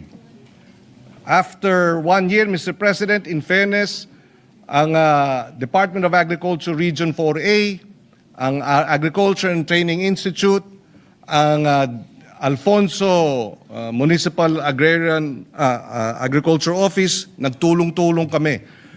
My farm became the host of a 14-week farm field school. Every week, for 14 weeks, pumupunta ang about 60 farmers sa Alfonso, Cavite para mag-aral ng organic vegetable farming. Matapos ang 14 na linggo, nagbanding na kami ng husto. Talagang kasabay nating kumain, mayroon pa kaming nag-Christmas party, may graduation pa. At in fairness, naroon ang ATI nung 14 na linggo. Nandoon ang DA Region 4. Nandoon din ang Maro. Pero natapos yung 14 weeks, nais nang mag-organisa yung 57 na mga farmers, bumalik na sa 13 Martires ang ATI, bumalik na sa Lipa ang Region 4A, at nung hiningi natin kay Mayor Randy, salamat at ng Maro, ang isang tao lamang para tulungan kaming mag-organisa sa LGU ang nabanggit sa akin ng LGU. 7 lamang ang kanilang empleyado ng Agriculture Office ng local government. Hindi makapagbigay ng kahit isang dedicated staff para maorganisa ang 57 willing farmers. Yan po ang nangyayari sa iba't ibang parte ng ating bansa dahil kulang ang presensya ng Department of Agriculture sa grassroots. Kaya po itong an act strengthening the National Agriculture and Fisheries Extension System to accelerate agriculture and fisheries development and appropriating funds therefore seeks to address precisely that serious and wide gap in terms of governance, agriculture governance sa bansa. Kulang na kulang ang staff, kulang na kulang, napakalayo ng tanggapan sa amin sa Region 4A. Ako'y nasa Alfonso, Cavite, nasa Lipa. 2 oras kalahati, papunta pa lamang. 2 oras kalahati, pabalik. Kaya po, hindi po kaya harapin yung araw-araw na mga pangangailangan ng suporta ng ating mga magsasaka. Mabibilang ang mga expert para sa palay, mais, baboy, gulay, manok, isda, high-value crops. At sila rin ang gumagawa ng lahat ng mga report, itong ating mga extension workers sa regional. At sasagot sa lahat ng mga tanong, madalas galing pa sa sariling bulsa ng ating mga extension workers ang kanilang pamasahe, pagkain tuwing sila ay bibisita sa bukid o sa baybay dagat. Sa ganitong sitwasyon, malinaw na hindi sapat ang disenyo ng ating extension work, kaya't kailangan itong baguhin. Kaya sa ating panukalang batas, tinatransform natin ang Agriculture Training Institute para maging Bureau of Agriculture and Fisheries Extension Services na may plantilla positions mula sa national office hanggang sa regional, hanggang provincial at municipal levels. Ia-absorb ng nasabing bureau ang LGU employees ng agriculture at ang sweldo nila ay manggagaling sa national government. Magiging provincial level ang extension workers offices at bureau ng Department of Agriculture. Itinataas ang entry pay para sa technical agri at fisheries extension workers. May hazard pay, subsistence allowance, longevity pay, mobility support. In short, ang mensahe natin sa extension workers ay simple, ngunit makapangyarihan. Kayo ay isa sa mga pangunahing tauhan sa kwento ng pagkain ng bansa. Sabi nga ni Secretary Kiko Laurel, kumbaga sa Army, pag walang extension workers ang Department of Agriculture tulad ng hanggang sa grassroots, para siyang isang army na walang foot soldiers. Kaya paano may papanalo, ika nga, ang pakikipaglaban para sa agrikultura kung walang mga infantry o foot soldiers. Kasama ng mga magsasaka at mangingisda, siyempre sila ang main character. Isa sa gusto kong probisyon ng panukalang farmer-to-farmer knowledge sharing. Kinikilala nito ang kaalaman, karanasan at pamumuno ng ating maliliit na magsasaka at mangingisda. Kaya tinuturong nating silang partner o co-teacher. Sa kabuuan, sa pagpapatupad ng batas, nakalaan agad ang 10 bilyong pisong halaga, isang matibay na panimulang puhunan para sa sistematikong pagpapaunlad ng pagsasaka at pangingisda sa bansa. Puhunan para sa pagtaas ng kita kapag magkaroon ng maalam na patnubay tungkol sa binhi, kasanayan sa post-harvest issues at kung ano pang mga usapin. Dahil kapag natulungan mag-organisa ng mga kooperatiba, ang naturang mga basic agribusiness at value-adding na ikonekta sa mga programa tulad ng Sagip-Saka at maging sa mga matitinong traders. Bubuti ang farm gate prices, tataas ang kita ng ating mga magsasaka at mga nagpapakain sa atin. Sa puhunan din ito para sa pang-angkop sa climate change. Puhunan din ito. Kapag naturuan ng climate-smart agriculture technologies through extension services down to the grassroots, tamang paggamit ng insurance at iba pa, bababa na ang pagkalugi tuwing bagyo, baha, pagkapeste at pagtuyot. Puhunan ito para sa sistematikong pagpapalago ng sistema ng pagkain. Kapag nabuo at napatupad ang isang 10-year roadmap na malakas ang ugnayan sa mga state universities and colleges, LGUs at maging sa private sector, mawawala na ang pagkawatak-watak at tutungo na sa sistemang tutok at maayos. Isasama natin ang CHED dahil 26,000 graduates ng agriculture every year, Mr. President. At kinakailangan matap ito dahil every year din sa senior year ng ating mga OJT, required din silang pumunta sa mga magsakahan. Kaya pag may extension services na bureau, makikipag-ugnayan sa CHED, matatap natin ang ating 26,000 graduates and 26,000 plus mga estudyante na tutulong sa extension workers. Matututukan na ang pangangailangan at suporta ng ating mga magsasaka at mangingisda. Kaya Mr. President, ito po ay isa pang structural reform sa Department of Agriculture na kinakailangan nating ayusin. In the end, Mr. President, when I was Food Security Secretary in 2014 and 2015, the country was importing $10 billion worth of agriculture products. Today, 10 years later, we are importing double, $20 billion worth of agriculture products. It is not right. We have to correct, Mr. President, the broken system of agriculture and fisheries in the country.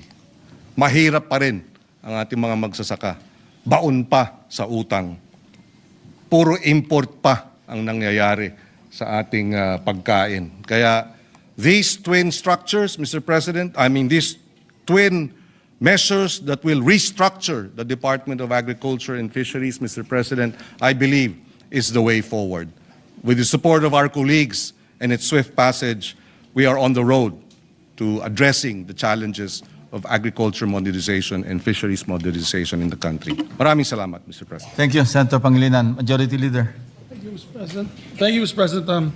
To allow our colleagues to study the measure, further move to suspend consideration of the same. Consideration of Senate Bill 1991 under Committee Report Number 53 is suspended. Mr. President, I move to transfer calendar of ordinary business to special order, Senate Bill number 70, under Committee Report number 55. I so move, Mr. President. Is there any objection? Hearing none, so transferred. Thank you, Mr. President. To co-sponsor the measure, I would like to recognize Senator Rodante. My apologies, Mr. President. I withdraw that motion and move for the reference of business. Is there any objection? Hearing none, approved.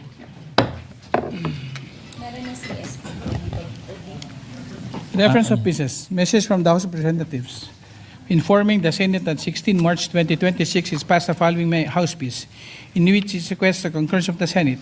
House Bill number 1006 titled An Act Establishing an Inspection Office of the Maritime Industry Authority in the Municipality of Nasipit, Province of Agusan del Norte, and appropriating funds therefore. Public Service and Finance. Referred to the Committee on Public Service and Finance. 3492, Anak increasing the bed capacity of the Cotabato Regional Medical Center in the city of Cotabato, Province of Maguindanao del Norte, from 600 to 1,000 beds in appropriating funds therefore. Referred. Okay. 8239, Anak establishing the Municipality of Moncayo, Province of Davao de Oro, a multi-specialty general hospital to be known as the Davao de Oro Multi-Specialty Hospital in appropriating funds therefore. And 8342, Anak renaming the Soc Sargent General Hospital in the Municipality of Sorala, Province of South Cotabato, to Soc Sargent Regional and Medical Center, increasing its bed capacity from 75 to 1,500 beds, upgrading its professional health care services and facilities, authorizing the increase of its medical personnel and appropriating funds therefore. Referred to the Committees on Health and Demography and Finance. 8360, Anak mandating government agencies and local government units to allocate at least 25% of their budget for furniture and fixtures for products made of certified engineered bamboo and other bamboo-based commodities. Referred to the Committee on Finance.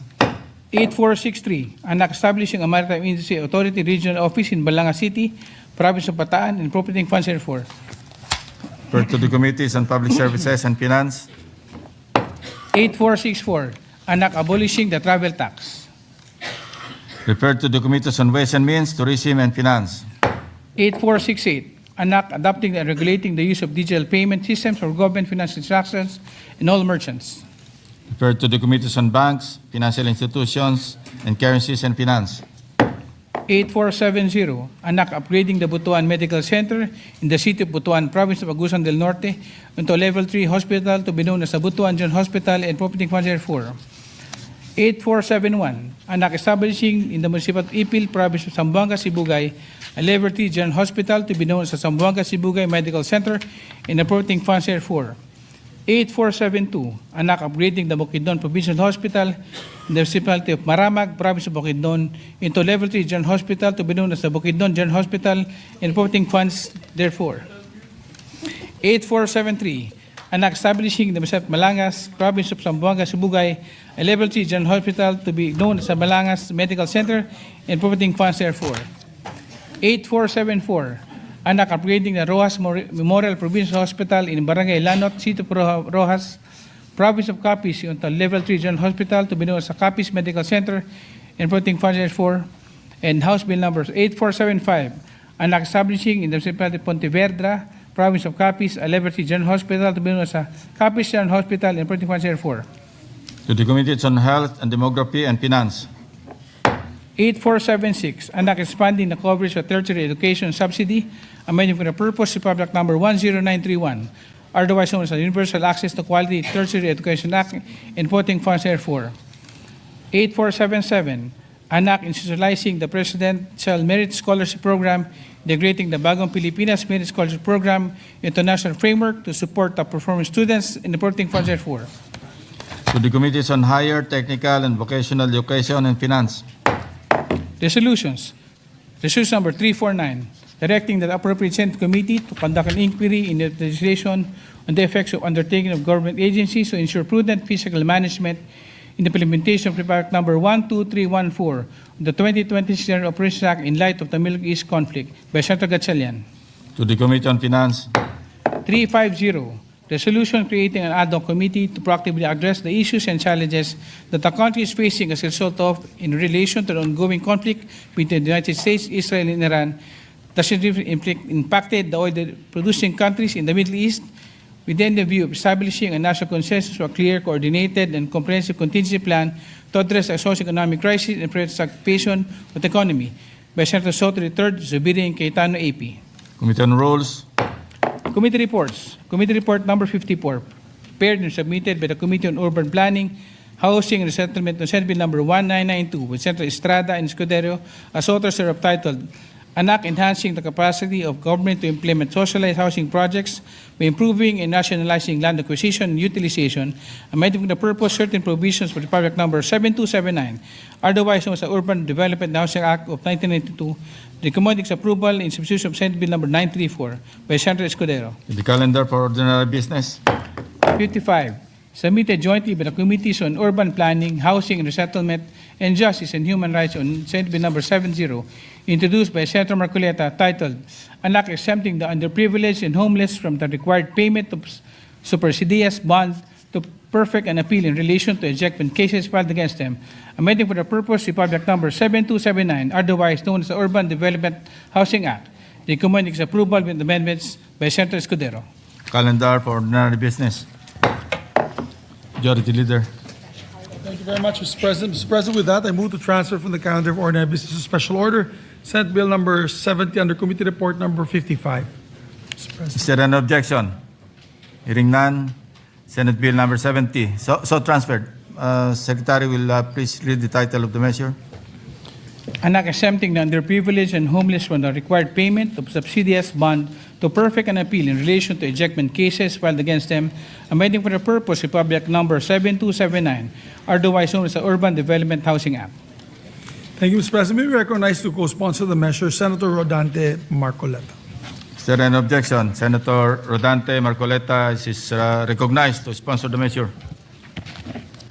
Thank you, Mr. President. Mr. President, I rise to co-sponsor Senate Bill number 70 under Committee Report number 55, a measure that seeks to uphold one of the most fundamental principles of justice, that access to courts must not depend on one's capacity to pay, but on the merits of one's cause. First of all, Mr. President, I'd like to thank the sponsor, Senator Chis Escudero, whose sponsorship speech he wishes to be inserted into the records, for supporting and sponsoring this bill. This measure addresses a harsh and often overlooked reality faced by our most vulnerable sectors, the underprivileged and the homeless, when they are subjected to ejectment proceedings. Thus, the bill I authored seeks to exempt the underprivileged and the homeless from the required payment of supersedious bond in perfecting appeal in relation to ejectment cases filed against them. For families already struggling to survive, for individuals with no stable sources of income, and for the homeless with no means at all, the requirement to post a supersedious bond becomes an insurmountable barrier, which is not merely a procedural requirement, but a denial of the right to appeal. Mr. President, in most cases, families facing eviction are unable to pursue legitimate remedies because they cannot afford to pay the bond required to stay the execution of judgment while their appeal is pending. This measure seeks to correct that injustice. This is a bill I have been pushing since my time as a member of the House of Representatives, grounded in the belief that our legal system must be responsible to the realities faced by most vulnerable sectors of our society. And I am truly glad to see this measure finally come to fruition. Thank you, Mr. President. Thank you, Senator Marcoleta. Majority Leader. Yes, to allow our colleagues to study the measure, Mr. President, I move to suspend consideration of the same. So suspended. Mr. President, with the permission of the body, I move to take up proposed Senate Resolution number 350. I so move, Mr. President. Is there an objection? Proposed Senate Resolution number 350 is in order. May we ask the Secretary to read the title of the resolution, Mr. President? Secretary is directed to read the title of the measure. Resolution creating an ad hoc committee to proactively address the Marami issues tayo. and challenges that the country is facing as a result of in relation to the ongoing conflict between the United States, Israel, and Iran that significantly impacted the oil-producing countries in the Middle East. Within the view, establishing a national consensus of clear, coordinated, and comprehensive contingency plan to address the socio-economic crisis and prevent stagflation of the economy. Mr. President, on the part of the minority, we move to recognize to co-sponsor the said measure no other than Senator Rodante Marcoleta, Mr. President. Is there an objection? Senator Rodante Marcoleta is recognized. Thank you, Mr. President. Mr. President, I rise to co-sponsor Senate Resolution number 350, creating an ad hoc committee to be known as Proactive Response and Oversight for Timely and Effective Crisis Strategy, or PROTEC.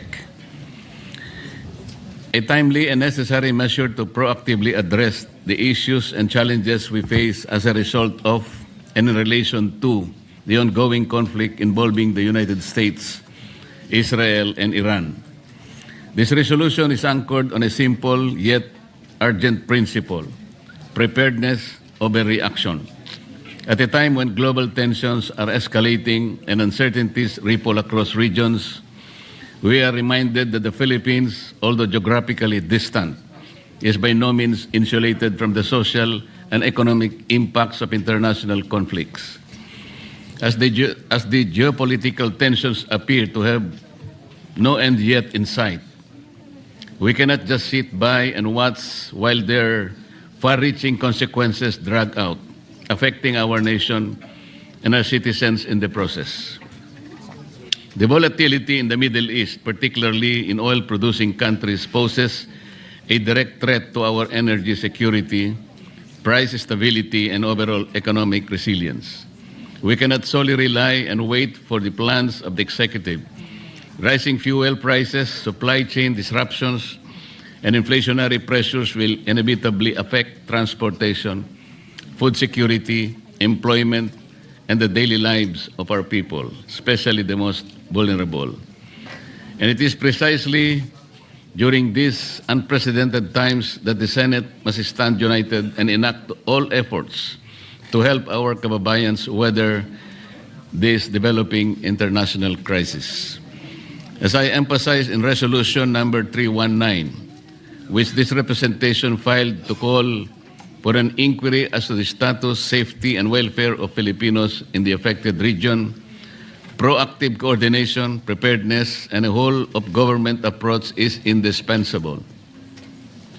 The complexity of the crisis demands just that, not only in response to the needs of Filipinos overseas, but in safeguarding our national stability as a whole.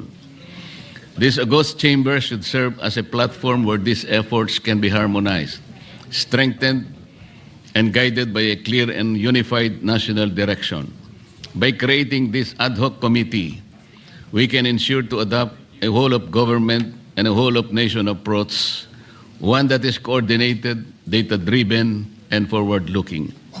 This body will allow the Senate to exercise its oversight function effectively, ensuring that contingency measures are not only in place, but are responsive, comprehensive, and inclusive. With this, I wish to manifest my intent to co-author the resolution. Thank you, Mr. President. Thank you, Senator Marcoleta. Majority Leader. Thank you very much, Mr. President. And on the part of the majority, if I may be allowed to just say a few words, Mr. President. Please proceed. Thank you, Mr. President. Mr. President, we fully support proposed Senate Resolution number 350. I think in this time of need and emergency situation, especially in the Middle East, we need to move proactively on how we can plan our actions in the near future, especially with prices of fuel. The pump prices today, yesterday I saw 102 pesos for diesel, 100 pesos for gasoline, or 97 pesos for gasoline, and no end in sight in the war of the Middle East. Today, we had the discussions inside the lounge about biofuels and coming up with, I'd say, renewable fuels or sustainable fuels, which we have in abundance if we actually just focused on this. And what saddens me, Mr. President, is that how many years ago have we passed, for example, the biofuels law? 2004, I sponsored it in the House of Representatives. I passed it in the House of Representatives, Mr. President. I was a principal author and sponsor of that measure. And yet, how many biofuels plants have we created? Only about less than 12, I think 12 or 13. If I'm not mistaken, 12 or 13. And yet, we're only producing 60% of our blends in the Philippines for E10. Ethanol 10% blend in gasoline. In other countries, Mr. President, E85 na in Brazil. Yung mga provinces that produce sugarcane, they run on 85% ethanol, no longer fuel or gasoline from the Middle East. So they are not bound to this problem that we're having in the Middle East. They are not affected. They are, in other words, protected from all these spikes on fuel. From fossil fuels, Mr. President. Same goes for India, for Thailand, and in Malaysia, Indonesia, it's biodiesel for them. They're producing, because of their palm oil, biodiesel. In the Philippines, we have only cocoa methyl ester, which is from coconuts, and the sugar cane that we're producing. I'm so sad that we cannot produce enough of these biofuels to be just like these countries that I mentioned earlier. And even our push for EVs. Dati po, Mr. President, pag sinabi mo electric vehicle, parang wala pa rin. Tinanggal na nga natin yung taxes, mas mura yung electric vehicle. Pero wala pa rin gustong lumipat sa e-vehicles. Ngayon, na may crisis na, 100 pesos na ang diesel at ang gasolina, naghahanap na yung lahat ng tao ng EV. Ubus na po yung EV, wala nang electric vehicles na mabibili sa market. Kaya, Mr. President, I think we really need to proactively address the issues. I mentioned earlier also in the caucus, China, because almost all the cars in China now are EVs and electric motorcycles. Wala din silang shocks, fuel shocks. Their prices They don't care what the prices are because they don't use fuel in their vehicles and in their motorcycles. Tayo po, itong pangyayari sa Middle East is another eye-opener for us. We are not prepared. We are not ready for any of these developments that are happening in the Middle East.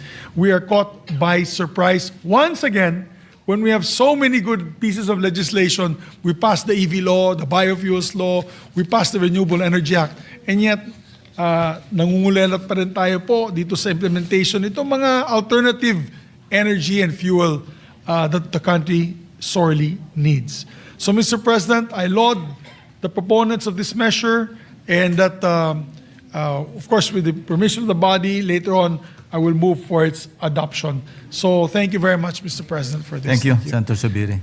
Mr. President, and also, just a reminder, this will also give additional work to the chairman of this ad hoc committee, which is Senator Gatchalian, who is here listening intently because he will be the ad hoc chairman. And hopefully when we adopt this, Mr. President, he can right away call for hearings and meetings to allow the chamber to help come up with solutions on these problems. So thank you again, Mr. President. What is the pleasure of Senator Villanueva? Yes, I think he likes to also co-sponsor the measure, Mr. President. Senator, is there an objection? Hearing none, Senator Villanueva is recognized. Thank you, Mr. President, distinguished Majority Leader. Mr. President and esteemed colleagues, a blessed afternoon. It is my honor and privilege to co-sponsor proposed Senate Resolution number 350, proposing to establish an ad hoc Senate committee called Proactive Response and Oversight for Timely and Effective Crisis Strategy, or PROTECT Committee. We extend our sincere gratitude and commendation to the leadership of the Senate, Senate President Tito Soto, Majority Leader Juan Miguel Zubiri, and Minority Leader Alan Peter Cayetano for introducing this very timely and important measure. We also would like to thank our colleagues for making this representation a co-author of this resolution. At first glance, Mr. President, this measure speaks of geopolitics, of conflict in faraway regions, and of disruptions in global energy markets. But at its core, this is not merely about foreign affairs or policy coordination. Ginoong Pangulo, tungkol po ito sa araw-araw na buhay ni Juan de la Cruz. Ito po ay tungkol sa jeepney driver na araw-araw ay kinakabahan sa patuloy na pagtaas ng presyo ng diesel. Tungkol po ito sa mga mamimili at maliliit na negosyante na napipilitang magtaas ng presyo upang makasabay sa gastos.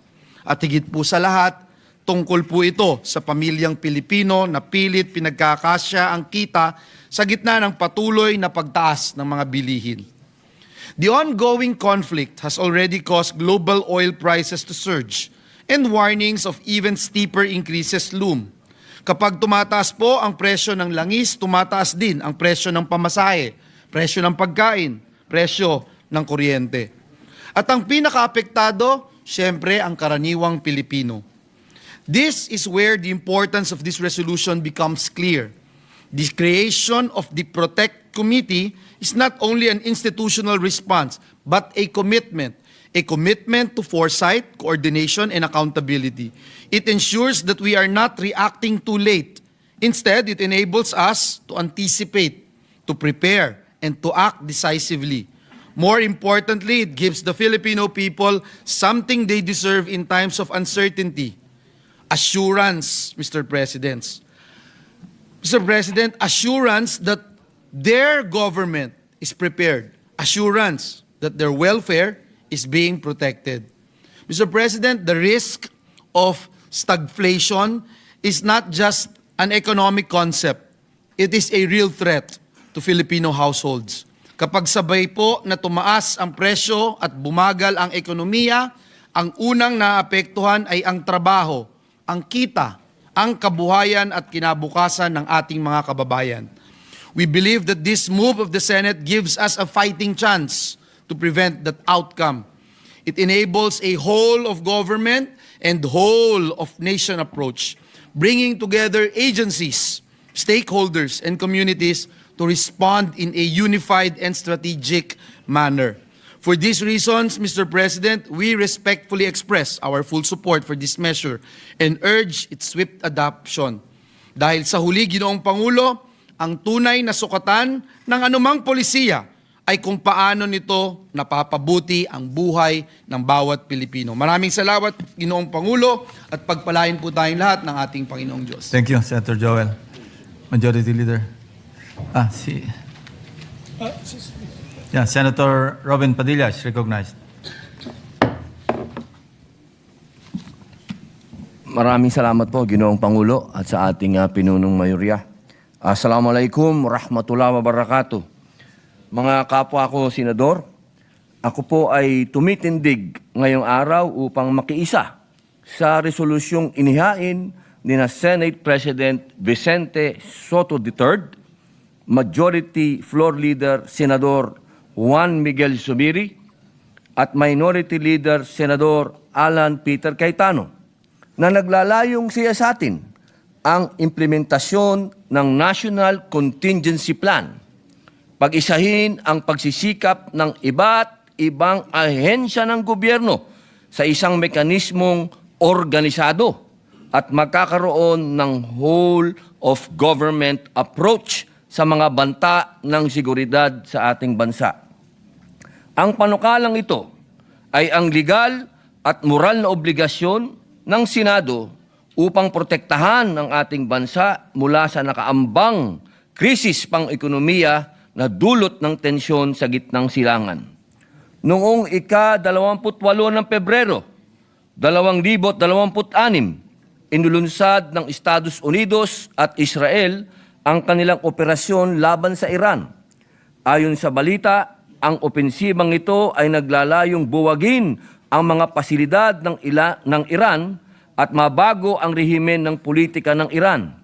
Dahil sa pag-ataking ito, naging mabilis ang ganti ng Iranian Armed Forces laban sa mga base militar, paliparan at lalo na sa mga oil refineries sa rehiyon. Sa kasalukuyan, ayon sa ulat ng International Energy Agency ngayong Marso 2026, nararanasan ng mundo ang pinakamalaking pagkagambala sa supply ng langis sa kasaysayan, ang pagsasara ng Strait of Hormuz, kung saan dumadaan ang humigit kumulang na 20% ng pandaigdigang supply ng langis at liquefied natural gas, ay isang direktang atake sa katatagan ng ating ekonomiya. Hindi naman natin maaaring baliwalain ang babala na ang presyo ng krudo ay maaaring umabot sa $200 bawat bariles. Dahil para sa Pilipinas, ito po ay nangangahulugan ng stagflation, ang mapanganib na kombinasyon ng matamlay na paglago ng ekonomiya, mataas na kawalan ng trabaho, at mabilis na pagtaas ng presyo ng bilihin. Pangalawa, panganib sa OFWs, ang kaligtasan ng milyong-milyong Pilipino sa Middle East at ang daloy ng kanilang remittances na bumubuhay sa ating bansa. Krisis sa pagkain at enerhiya, ang mabilis na pagtaas ng gastos sa transportasyon na tiyak na magpapalala sa malnutrisyon at kahirapan sa mga vulnerable sektor. Dapat ay agaran ng ating aksyon ang Proactive Response and Oversight for Timely and Effective Crisis Strategy Committee o PROTEC ay dapat tiyakin na ang ating bansa ay hindi lamang naghihintay sa krisis kundi mayroong malinaw na strategy upang mapanatili ang seguridad sa pagkain, energy at trabaho. Ginoong Pangulo, ang 1987 Constitution ay malinaw. Ang Estado ay may tungkuling protektahan ang buhay, kalayaan at kabuhayan ng mamamayan. Hindi nating maaring pabayaan na ang ating bayan ay maipit sa krisis na hindi natin pinaghandaan. Kaya naman buong puso kong sinusuportahan ang pagpasa ng resolusyong ito at ipahayag ang aking mithiin na maging kapwa may akda ng nasabing panukala. Ang resolusyong ito ay ang unang hakbang upang matiyak na ang Pilipinas ay mananatiling matatag sa gitna ng unos ng pandaigdigang geopolitika. Naway gabayan tayo ng may kapal sa ating mga desisyon. Naway manaig ang kapayapaan at naway lagi nating unahin ang kapakanan ng bawat Pilipino. Ang hindi sumama sa kahit na sinong naghahanap ng gera kung hindi maging independent. Maraming salamat po. Thank you, Senator Oben Padilla, Majority Leader. Thank you, Mr. President. Mr. President, with that, I move to adopt Senate Resolution number 350. So moved. Is there any objection? Hearing none, Senate Resolution number 350 is hereby adopted. Thank you very much, Mr. President. We can already... Senator Sherwin Gatchalian is Yes, Senator Sherwin requesting to Gatchalian. have the floor. Thank you, Mr. President. Una-una sa lahat, nagpapasalamat po ako sa tiwala at kumpiyansa na ibinigay po ng ating Senado at nakita ko po sa resolusyon na tayo po itinalaga bilang head or chairperson nitong ad hoc committee. At kasama sa ating mga kababayan, ito pong nakikita ho natin ay hindi po kasalanan ng ating Pangulo, President Bongbong Marcos, hindi po kasalanan ni Vice President Sara Duterte, hindi po kasalanan ng Senado, hindi po kasalanan ng Kongreso. Ito pong nangyari ay wala po sa kontrol natin lahat. Ito po ay isang conflict na nangyayari po sa labas ng Pilipinas, pero ang epekto ay ramdam na ramdam natin dito. Ang nakikita ho natin, itong epekto ay initial pa lang. No? Ito ay paumpisa pa lang. Dahil kung ito po ay magtuloy-tuloy, yung mga nabanggit po ni Senator Robin, ni Senator Joel Villanueva, ito po ay kakalat na sa ating ekonomiya. Makikita natin, tataas po ang presyo ng pagkain, tataas po ang presyo ng bilihin. At kung matatandaan ho natin, last 2025, bumagal rin po yung ating ekonomiya. So pumapasok po tayo sa isang senaryo na mabagal na po ang paglago ng ating ekonomiya. Kaya posible rin po yung tinatawag na stagflation, kung saan mabagal po ang paglago ng ekonomiya pero mataas naman ang pagtaas ng presyo ng bilihin. Kaya nagpapasalamat po ako sa mga may akda nitong resolution dahil ang pinakamahalagang operative word sa resolution ay proactive. Mapag-usapan natin ito, makita natin yung iba't ibang elemento nitong krisis na tingin ko pwede mangyari dahil pwede itong kumalat sa ekonomiya, pwedeng kumalat to sa presyo ng bilihin at eventually, kung ito pa ay humaba, pwede rin itong kumalat sa unemployment dahil nakita na ho natin nung January ay tumaas po yung ating unemployment figures. Kaya mga kasama, itong being proactive ay isang napakaganda pong hakbang na gagawin ng Senado. Yung mga recommendations ho natin ay napakaganda rin po. Ang akin ninanais, sinuhope ko, hindi ho natin magamit yung recommendation at solution dahil sana ay bumalik na ho sa normal. Pero kung hindi po ito bumalik na normal, nakahanda ho tayo kung ano po yung dapat gawin ho natin.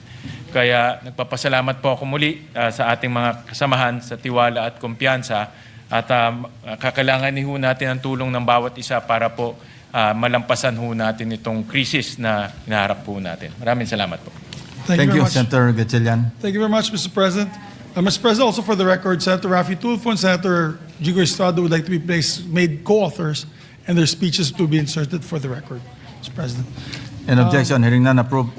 Mr. President, with the conformity of the body, I move that we adopt House Concurrent Resolution number 12 as an amendment to the Senate Concurrent Resolution number 8 adopted last February 2, 2026. These are concurrent resolutions on the National Education and Workforce Development Plan. I so move. Is there an objection? Hearing none, approved. For what? Let's go home.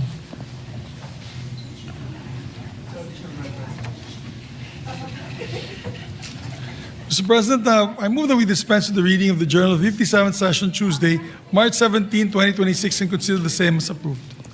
Is there an objection? Hearing none, motion is approved. Mr. President, I move that we adjourn session until 3 o'clock in the afternoon, Monday, May 4, 2026.